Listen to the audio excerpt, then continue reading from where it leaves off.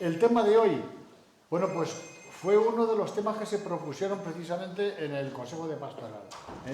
El tema era, bueno, pues así, lo propusieron con este título, le dieron el título de, bueno, pues cómo afrontar la muerte y la pérdida de un ser querido, ¿no? Y bueno, pues eso nos va a dar para dos cosas, creo que nos puede dar para dos cosas, para dos charlas. La otra, pues seguramente que la daremos luego en otro momento a lo largo del curso. Y la primera parte, que viene, creo, muy a propósito, además, ahora, en este mes de noviembre, que es, bueno, el mes en el que tenemos así como más presentes a los difuntos, a nuestros seres queridos que ya nos han dejado y tal, bueno, pues vale, pues el tema este, ya digo, había varios temas, pues vamos a escoger el tema este. Y a la hora de pensar en un ponente, pues yo pensé en Ramón, que, bueno, a Ramón lo conozco hace muchos años, y bueno, pues eso, que somos conocidos y amigos. Pero sé además que él maneja bien el tema este, es la tesis, tu tesis, ¿no? El tema de tu tesis doctoral, y es doctor en filosofía, y bueno, y luego también pues la disponibilidad que sé que tiene él ayuda a las parroquias de Alcázar, que es donde está, de donde es él, es de Alcázar, y ayuda en las parroquias. Ahora me está comentando que la semana que viene va a ir al seminario a dar una charla también a los curas, o sea que él está siempre disponible, así que pues hay que aprovechar las amistades y las disponibilidades. Y entonces, pues yo ya no me entretengo más, nada más que le dejo la palabra y a disfrutar. Muy bien, gracias Damián. Bueno, primero agradecer a Damián y agradeceros que hasta ahora, en pleno noviembre, salgáis de casa a escucharme, pues ya tenéis mérito. El mérito no es mío, sino vuestro. Me preguntaba mi hija al venir, ¿de qué les vas a hablar? Digo, de la muerte. Dice, la alegría de la fiesta, siempre, papá, eres la alegría de la fiesta. Digo, sí, digo, es la condena que tengo, porque ya, como ha dicho Damián, hice el doctorado sobre la muerte, en filosofía, pero más que sobre la muerte, había una cosa que me inquietaba a mí, que era muerte y sentido de la existencia. Entonces, hice un recorrido por toda la filosofía del siglo XX, sacando conclusiones, que es la que un poco os voy a presentar hoy, y nada, pues fue una tesis que disfruté muchísimo. Pero tengo que confesaros que yo creo que es la segunda o tercera vez desde hace 20 años que soy doctor en filosofía que me llaman para esto. O sea, no me llama nadie para hablar de la muerte, hablo de otras cosas. Así es que hoy os voy a contar todo lo que sé. Soy profesor de secundaria, con lo cual pues he dado clase en la universidad también muchos años. La universidad ahora la he dejado porque ahora soy director del instituto de secundaria del Cervantes de Alcázar. Y hay veces que hay que optar y decir, mira, vamos a centrarnos en cosas que no, porque al final acabamos locos. Sí que es cierto que hay cosas que no dejo, que son estas. Me he criado en el seminario con ellos, me he criado en la iglesia, y cuando me llaman de parroquias y tal, las universidades, pues procuro estar donde me llaman. Pero cuando se trata de parroquia, formación de catequistas, de lo que sea, pues para mí es prioritario. Así es que yo encantado de estar aquí hoy y poder comunicaros lo poco que sé, ¿vale? El tema era un poco, cuando yo le dije a Damián, digo, mira, yo más que acompañamiento, esta primera sesión, si dais más, pues tratarlo más. Yo vengo a hablaros de lo que significa la muerte para una persona y la pregunta por el sentido de la existencia.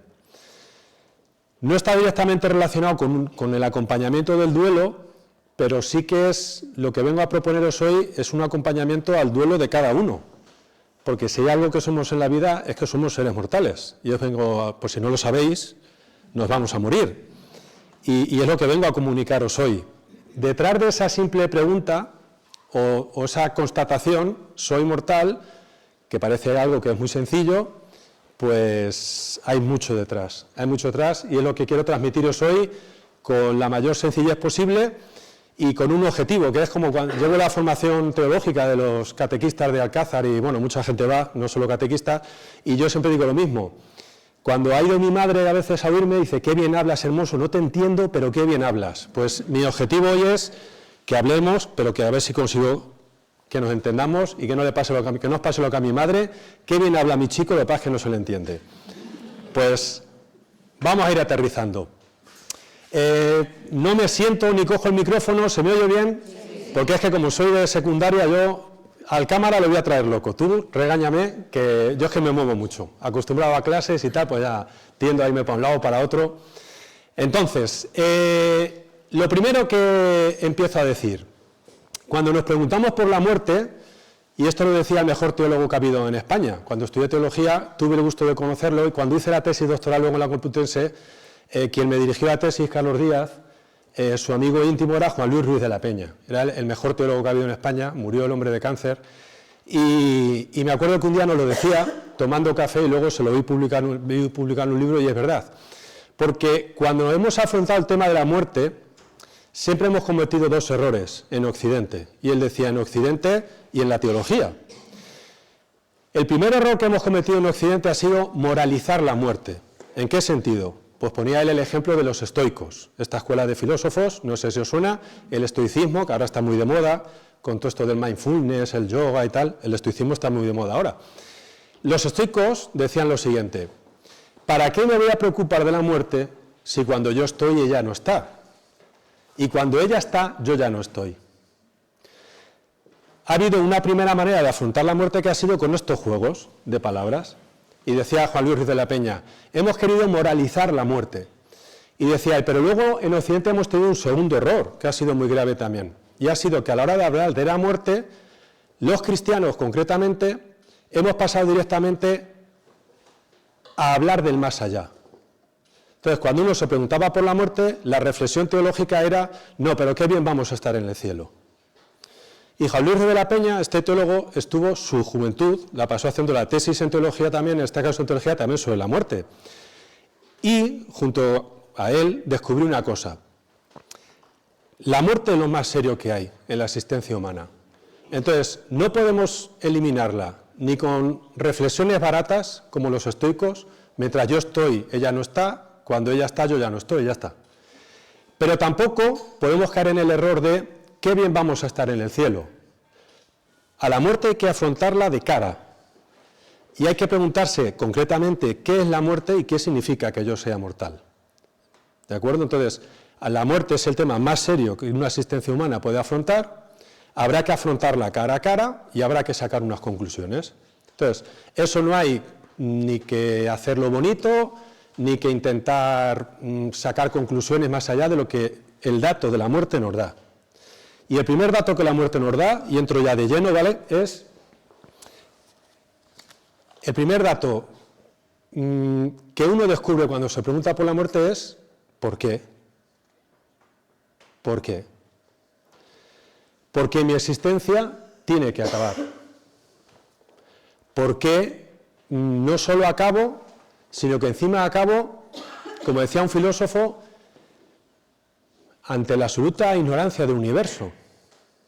Nazco, muero, aquí no pasa nada. No se siente. Los que murieron hace 1000 años pasaron por aquí, ni nos acordamos de ellos, yo moriré. Entonces, la muerte es una cuestión seria. Pero claro, cuando uno afronta la muerte, se pregunta, ¿y esto qué me dice a mí? ¿Qué dice a mi existencia que yo tengo que morir? ¿De acuerdo?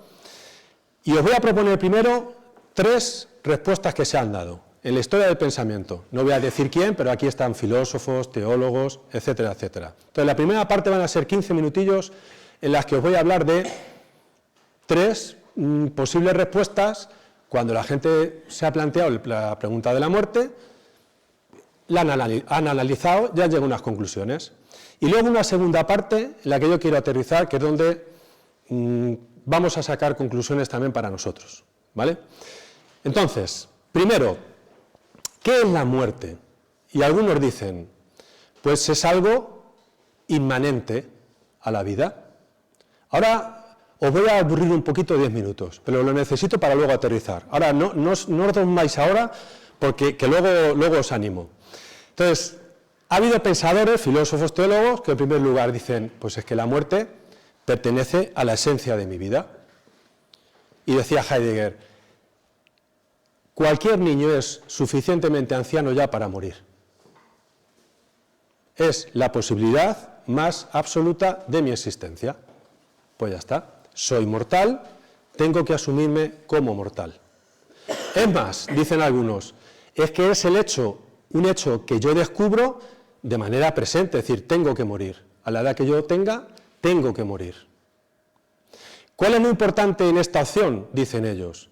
Pues que hay una cosa clara. En el momento en el que yo descubro que mi ser es tiempo y mi ser tiene que ser mortal, ¿me queda alguna salida frente a esta cuestión como la muerte? Y dicen ellos, sí, hacer de la muerte un acto. Normalmente pensamos que la muerte es algo que nos pasa.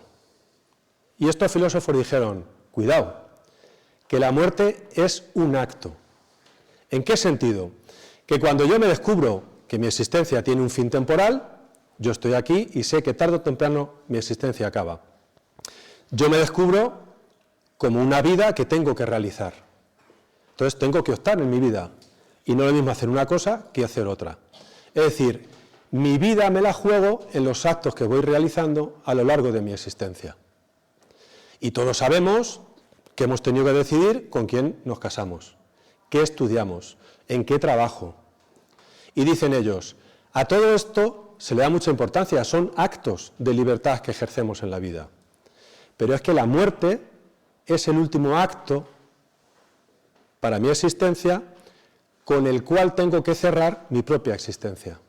Y dicen ellos, cuidado, que la muerte no es algo que me pasa, sino que es algo que yo vivo dándole un sentido. Es un acto, el último acto que yo, desde mi voluntad, decido afrontarlo de una manera o de otra.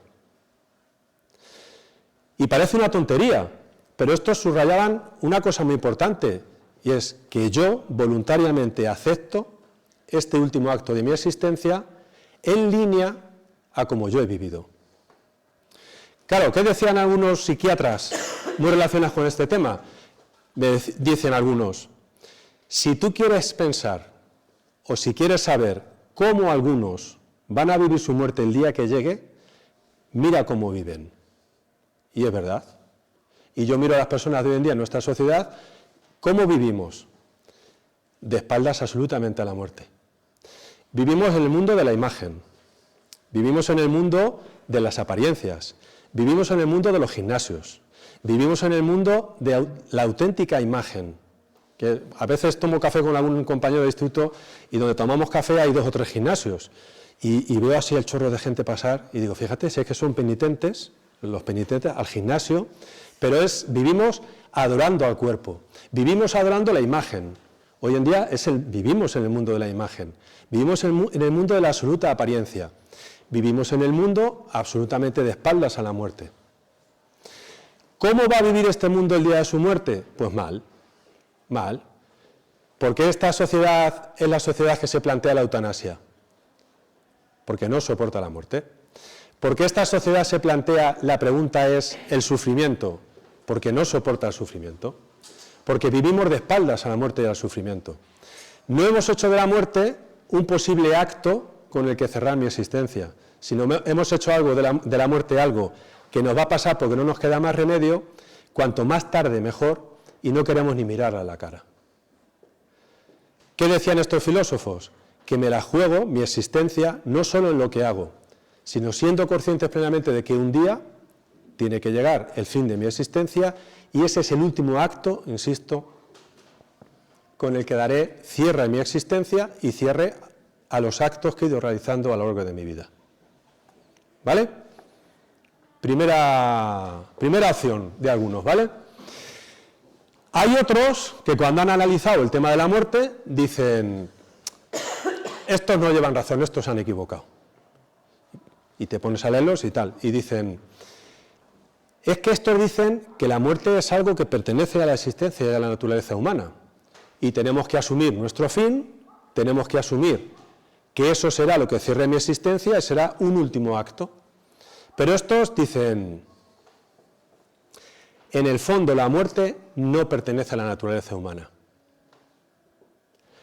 Y dicen ellos, si tú analizas realmente, nadie,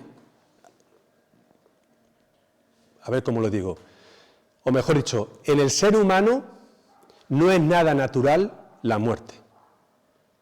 Dicen ellos, biológicamente sí, pero el ser humano, aunque viva de cara a la muerte, en su foro interno sabe que la muerte no es nada natural a su deseo de vivir. Y esto también lleva razón, no me digáis que no, o sí, ¿sí o no? Los otros llevaban razón, esto es lo que pasa con los filósofos, que llevamos todos razón. Los otros llevaban razón, pero estos también te hacen dudar y dices, no, es que la muerte no pertenece tanto como tú crees a la naturaleza humana. Biológicamente me pertenecerá, pero en el fondo, afrontar la muerte es afrontar algo que por naturaleza no asumo. ¿Por qué? Porque no soy un ser llamado a la muerte. La muerte siempre viene antes de tiempo. Y te mueres con 98 años y dices, joder, y por mucho que digamos sí, dices que pues podría haber durado más el hombre, ¿no? Y con los años que sea, la muerte siempre llega demasiado pronto. Por naturaleza, la muerte no nos pertenece. Y es curioso, dicen ellos, lo que sí compramos de estos otros filósofos es que es un acto por el cual asumo algo que por naturaleza no me pertenece. Biológicamente tendré que morir, pero en mi interior no soy un ser para la muerte. Tendré que asumir como acto ese último acto de mi existencia, pero no es connatural a mi existencia. Y hay un tercer grupo de filósofos que se dedicaron a decir, si es que estáis hablando de lo que no podemos hablar, porque de la muerte no se puede decir nada. ¿Qué experiencia tenemos de la muerte? Dicen ellos. ¿Qué experiencia tenemos? Y alguno decía, lo digo así y ahora lo explico, no tenemos ni experiencia de segunda mano ni experiencia de primera. Tenemos experiencia de segunda mano, pero que no nos vale, porque no tenemos experiencia de primera mano de la muerte. ¿Qué decía este filósofo con esta frase? Hay una experiencia de segunda mano de la muerte que nos rompe, y es la muerte del ser al que amamos. Nos rompe, nos cruje por dentro. La experiencia de ver morir a quien amas, a quien quieres, te rompe. Es casi experimentar la propia muerte, pero no lo es. Entonces, es la única experiencia privilegiada, entre comillas, que podemos tener de la muerte, pero es a través del amado, a través de quien queremos. Pero no hay una experiencia directa de la muerte. No sabemos lo que es la muerte, por eso es el pánico que sentimos por la muerte, porque no tenemos experiencia de ella, no tenemos recuerdo ni memoria. ¿Qué es eso de la muerte? Entonces, cualquier discurso sobre la muerte es un discurso vacío. El único discurso que nos queda es la muerte del otro.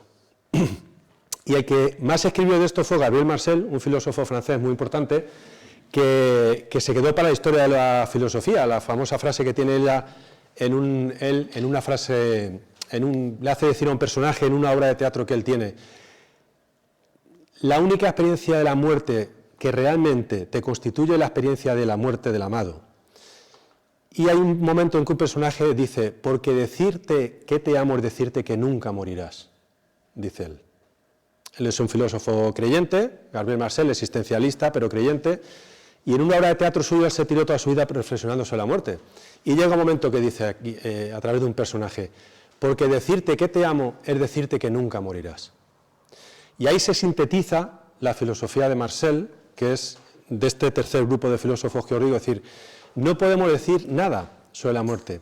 Lo único que me queda es una experiencia dolorosa y profunda, que es la experiencia del amado, la cual lo único que me pide es eternidad, dice él. Por tanto, dice él, ¿a qué me invita realmente la muerte? Por eso cuando hablamos del duelo y tal, dice, ¿a qué me invita realmente la muerte? A un acto, cuidado que estos también hablan de acto, a un acto de fidelidad.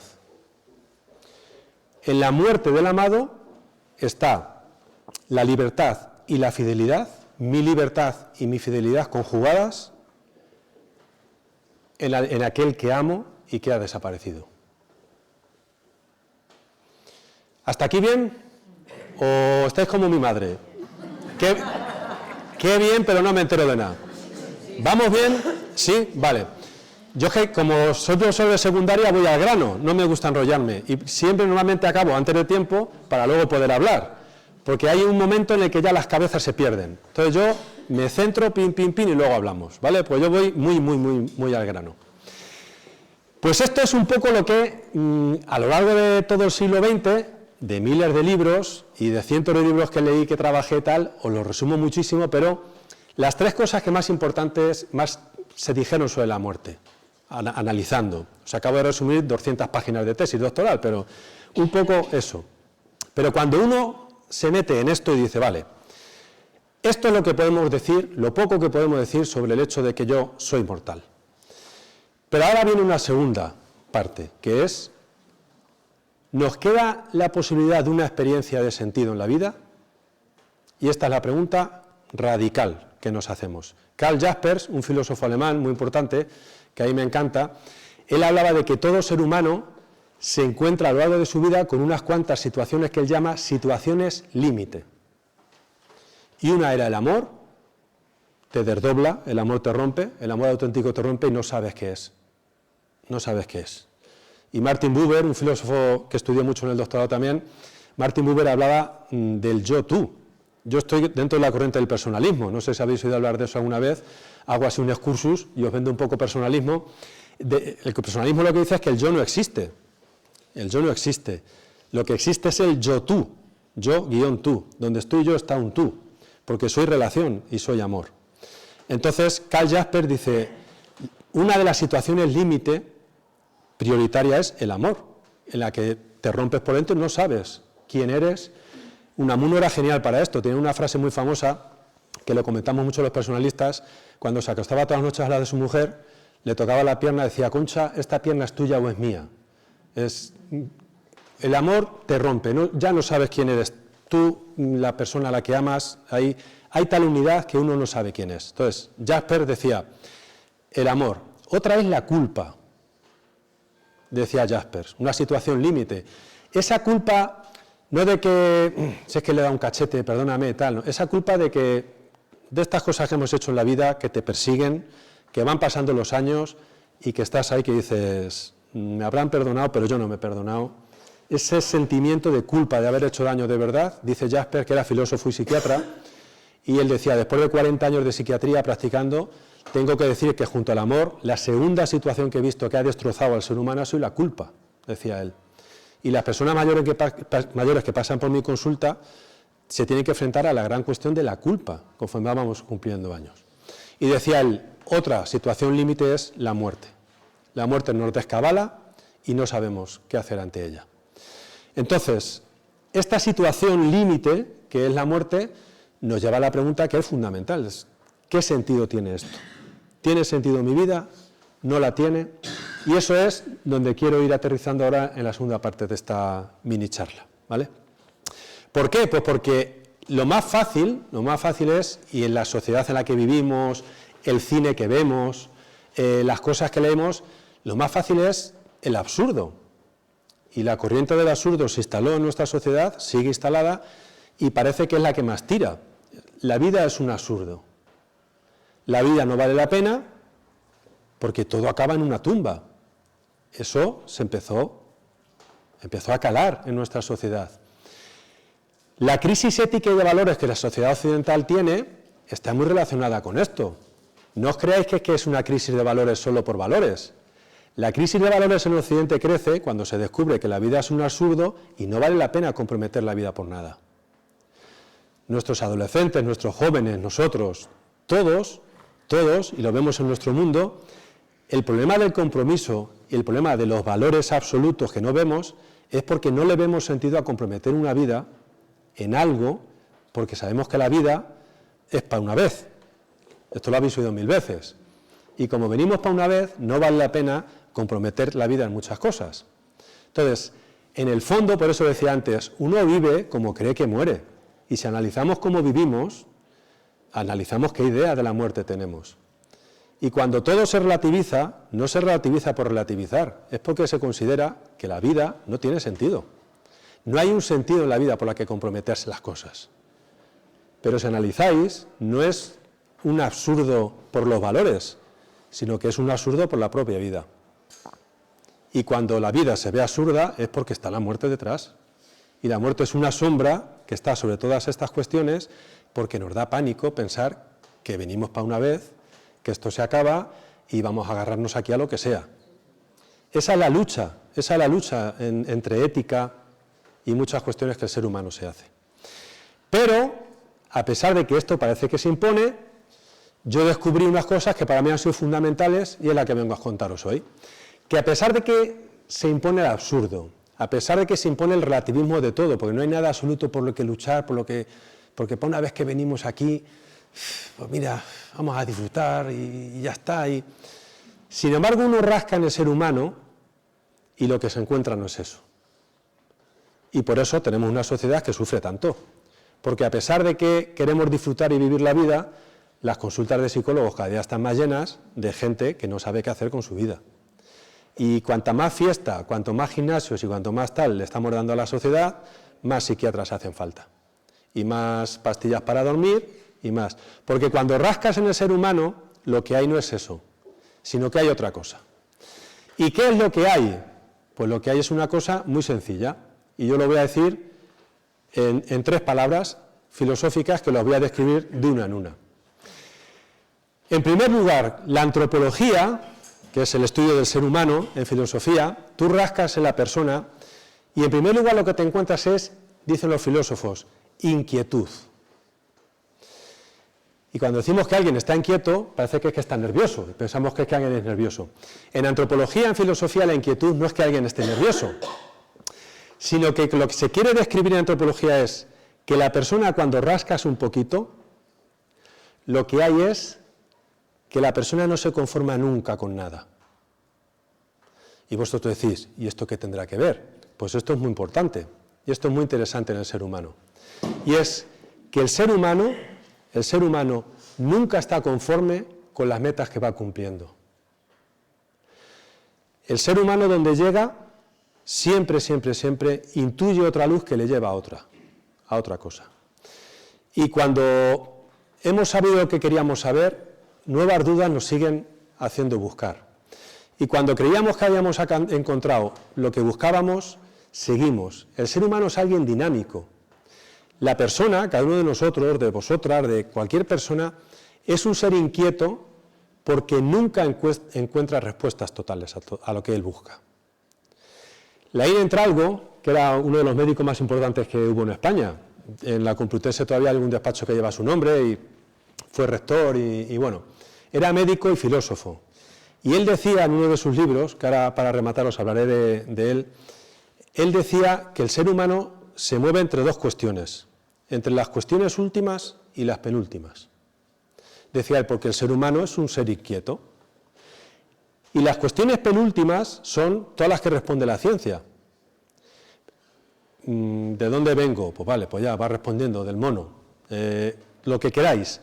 Esas son las cuestiones penúltimas. Pero decía Laín Entralgo, hay cuestiones últimas, que son estas del sentido de la vida, que no nos las responde nadie. Pero el ser humano no se cansa de buscar. No se cansa de buscar. Y eso es porque el ser humano es alguien inquieto, decían ellos. En segundo lugar, la inquietud, ¿vale? En segundo lugar, el ser humano, dice la antropología, es alguien desproporcionado.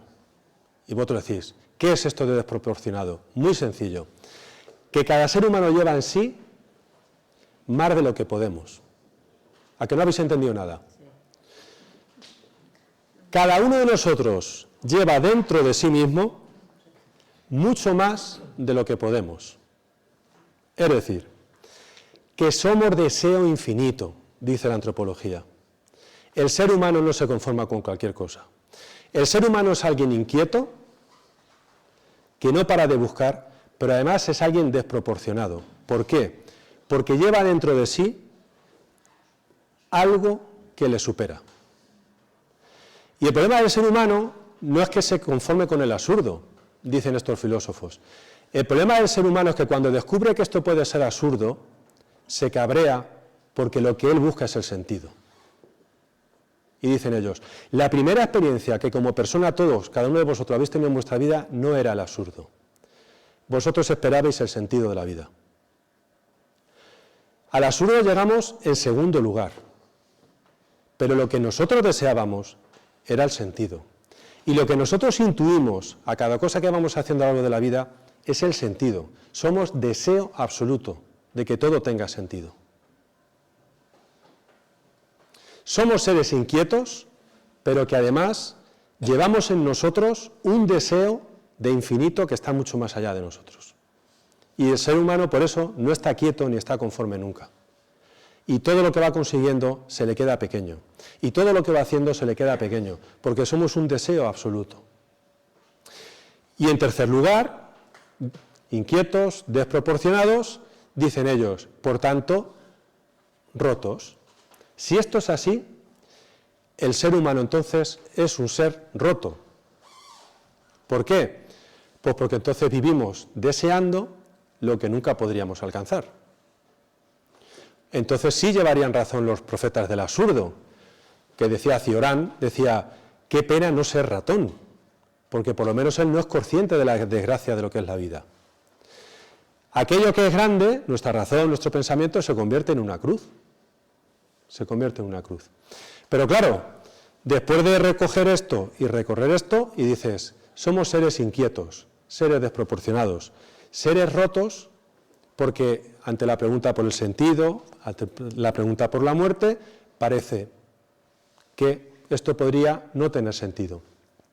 Pero si analizamos despacito, lo que el ser humano busca es una respuesta de sentido. Y aquí es donde entra de lleno, y hablo a gente de parroquia, y hablo a gente de tal, que hasta aquí lo que os he propuesto es la razón y el ser humano, la lucha entre la fe y la razón. ¿Cómo se manifiesta? Pues que aquí entra de lleno la religión. Y es lo que muchas veces no lo sabemos explicar a la gente y tenemos que aprender a explicárselo. La religión es la respuesta más completa que hay al deseo que tiene el ser humano. La religión es la respuesta absoluta ante la pregunta por el sentido de la vida. Y la religión, por tanto, no es algo malo en el ser humano. Es que la religión es la respuesta a lo que todos estamos buscando, que es esa experiencia de sentido y esa experiencia de deseo de infinito. Pero claro, te viene alguno con mala leche, te dice, claro, pero es que eso se lo inventa el ser humano porque es un consuelo. ¿A que sí?